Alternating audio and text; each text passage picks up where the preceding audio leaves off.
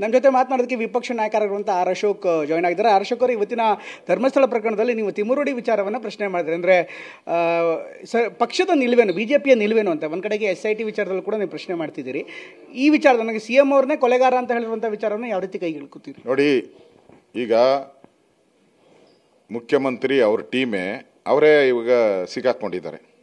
ಯಾವರನ್ನ ಮಾತು ಕೇಳ್ಕೊಂಡು ಇವರು ಧರ್ಮಸ್ಥಳದ ಬಗ್ಗೆ ಅಪಚಾರ ಮಾಡುವಂಥ ವ್ಯಕ್ತಿಗೆ SIT ತನಿಖೆ ಮಾಡಿ ಅಲ್ಲೆಲ್ಲ ಅಗೇಕೆ ಅವಕಾಶ ಮಾಡಿಕೊಟ್ಟು ಸರ್ಕಾರದ ಹಣವನ್ನು ಪೋಲ್ ಮಾಡಿದ್ರು. ಈಗ ಅದೇ ವ್ಯಕ್ತಿ ಹೇಳ್ತಾ ಇದ್ದಾರೆ, ಅದೇ ಗ್ಯಾಂಗ್ ಹೇಳ್ತಾ ಇದ್ದಾರೆ ಸಿದ್ದರಾಮಯ್ಯ 28 ಕೊಲೆ ಮಾಡಿದ್ದಾನೆ ಅಂತ. ಅದಕ್ಕೆ ಸಿದ್ದರಾಮಯ್ಯನವರು ಈಗ ಧರ್ಮಸ್ಥಳಕ್ಕೊಂದು ನ್ಯಾಯ, ಸಿದ್ದರಾಮಯ್ಯನಿಗೊಂದು ನ್ಯಾಯನಾ?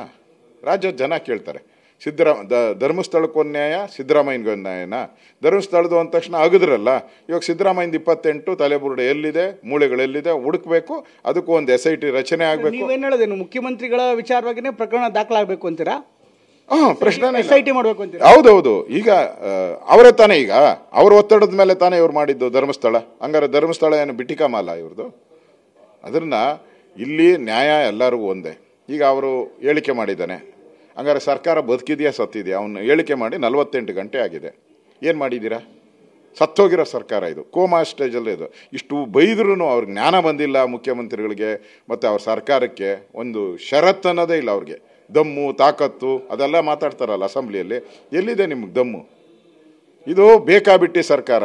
ಗೂಂಡಾಗಳ ಕೈಗೆ ರಾಜ್ಯವನ್ನು ಒಪ್ಪಿಸ್ಬಿಟ್ಟವ್ರೆ. ಕಾನೂನು ಸುವ್ಯವಸ್ಥೆ ಕರ್ನಾಟಕದಲ್ಲಿ ಇಲ್ಲ. ಸರ್, ತಿಮ್ಮಾರೂಡಿನ ಬಂಧಿಸಬೇಕು ಅಂತೀರಾ, SIT ಮಾಡಬೇಕು ಅಂತ ನಿಲುವು ಪಕ್ಷ ಹೇಗೆ? SIT ಮಾಡಬೇಕು, SIT ಮಾಡಬೇಕು. ಅವು 28 ಎಲ್ಲೆಲ್ಲಿದೆ ಹುಡುಕಬೇಕು. ಅಲ್ಲಾಂದ್ರೆ ಈಗ ತಪ್ಪು ಸಿದ್ದರಾಮಯ್ಯನ ಮಾಡವರ, ಯಾರು ಆಪಾದನೆ ಮಾಡಿರೋ ವ್ಯಕ್ತಿ ಮಾಡಿದಾನ ಪ್ರೂವ್ ಆಗ್ಬೇಕಷ್ಟೇ. ಹೇಳಿದ ಗಂಭೀರನ ಅಂತ ಪ್ರಶ್ನೆ ಮಾಡ್ತಿದ್ದಾರೆ.